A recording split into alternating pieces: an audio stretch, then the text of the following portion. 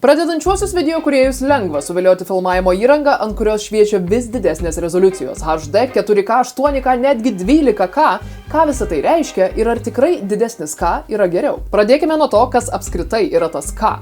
Paprastai video rezoliucija reiškia, kiek pikselių sudaro kiekvieną kadrą, didesni skaičiai reiškia didesnę rezoliuciją, natūralu didesnė rezoliucija reiškia ryškesnį ir detalesnį vaizdą. Tokios rezoliucijos kaip 300p, 720p, 1080p taip yra pavadintos skaičiuojant pikselių kiekį, kuris eina vertikaliai vienoje kadro linijoje. Tokios rezoliucijos kaip 2K, 4K ar 8K taip yra pavadintos skaičiuojant, kiek pikselių vienoje linijoje eina horizontaliai. Tuo tarpu pilnas rezoliucijos pavadinimas, pavyzdžiui, Full HD standartas 1920 ant 1080 nurodo, kiek pikselių eina tiek horizontaliai, tiek vertikaliai. Ne veltui šie skaičiai yra jungiami X, tai yra daugybos simbolių, juos padauginus sužinosit, kiek pikselių tiksliai yra šios rezoliucijos kadre.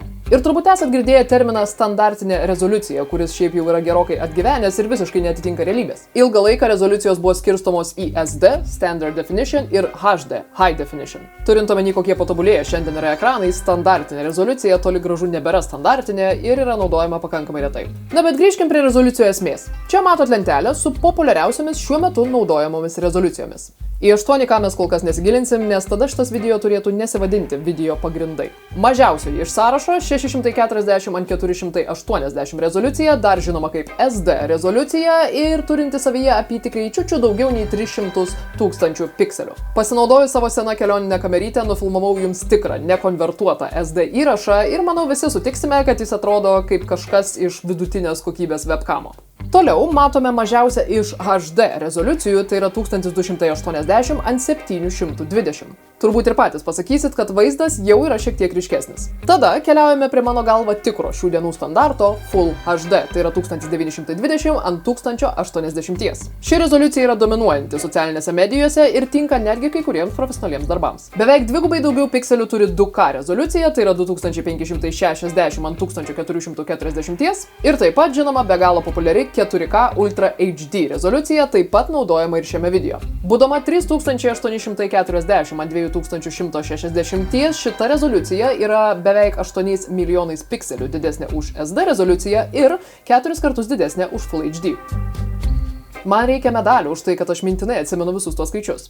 Na, o prieš tęsiant apie rezoliucijas, pakalbėkime apie aspect ratio. Man taip ir nepavyko išsiaiškinti, kaip tiksliai lietuviškai verčiasi šitas terminas, bet tiesiogiai jis verčiasi kraštinių santykis. Aspect ratio būtent tai ir yra, kokius santykių yra išsidėsčiusios jūsų video kraštinės. Pavyzdžiui, standartinis Full HD arba 4K video, kurį žiūrit YouTube'ai arba per plačią ekranį televizorių, yra 16:9 kraštinių santykių.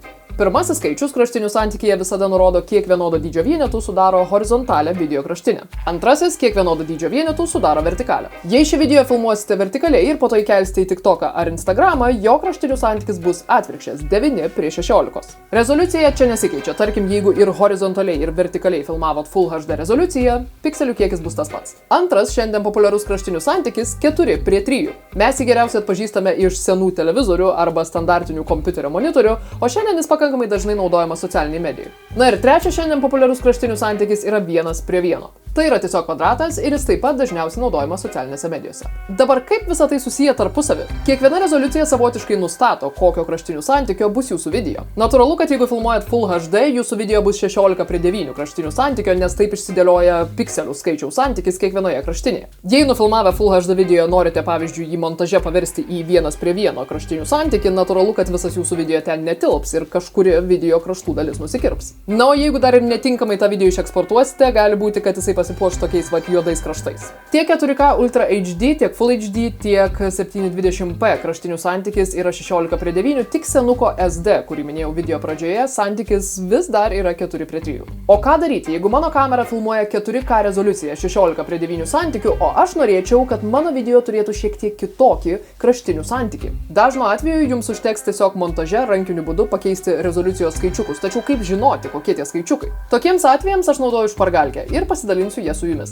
Čia rasite visą informaciją, kokia tiksliai turi būti jūsų video rezoliucija montaže, kad taisyklingai ją išeksportavus gautumėt norimą kraštinių santykį. Sakydama taisyklingai, turiu omeny, kad jūsų video neturi turėti jokių juodų kraštinių. Tiesa, neapsigaukit, jeigu video nufilmavot Full HD rezoliuciją ir rankiniu būdu montaže nustatysit ją į 4K rezoliuciją, pavyzdžiui, 1,85 santykių, jūsų video nebebus kokybiškas. Šios lentelės skiriasi ne veltui ir kraštinių santykių turite reguliuoti pagal savo atitinkamą video rezoliuciją. Kad nereikėtų per ilgai ilgai spoksoti iš šitą video, visas tas lenteles rasit nemokamai mano Contribui platformoje. Na, o pabaigai noriu atsakyti klausimą, ar tikrai visada didesnė rezoliucija yra geriau. Tai, kokią rezoliuciją turėtumėt filmuoti, iš esmės priklauso nuo to, kur tą video naudosit. Jei jūsų video pagrinde nusimato būti naudojamas mobiliose platformose, jums tikrai nereikia filmuoti 4K. Net jeigu jūs ir filmuosit 4K, dėl visų tų video kompresijų socialinėse platformose, jūsų video praras kokybę ir gali netgi atrodyti prasčiau negu video, kurį būtumėte įkėlę Full HD. Jei jūsų projektas bus rodomas ten, kur aukšta rezoliucija yra matoma ir reikalinga, taip ir filmuokit. Kita vertus, kaip jums pasakys bet kuris montuotojas, per didelę rezoliuciją mes galime sumažinti, o štai mažos mes jau nebeužauginsim. Todėl kartais projektai yra filmuojami didesnė rezoliucija negu yra išleidžiami, nes tai suteikia montuotojui laisvę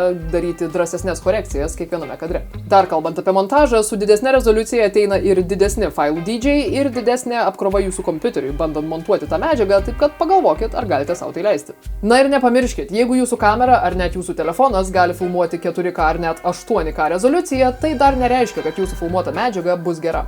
Kaip jau galėjot susipažinti mano kitose video, ne tik megapikseliai ir ne tik šiuo atveju rezoliucija padaro video geru, tad prieš tikėdamiesi nuostabaus rezultato įsitikinkit, kad turi tam visas reikiamas aplinkybės ir galimybės. Kaip visada noriu dar kartą priminti, kad vienas kameros aspektas, šiuo atveju rezoliucija, nepadaro kameros automatiškai kokybiška, gera ar tinkama aukšto kalibro projektams. Todėl nesusiviliokit kamerą tik, todėl kad jinai filmuoja 4K ar ten 8K, o jeigu norit daugiau išgirsti apie kameras ir video produkciją, galite prenumeruoti šitą kanalą, dar geriau galite prenumeruoti Contribui, ten bus daugiau turinio ir žymiai detalesnio.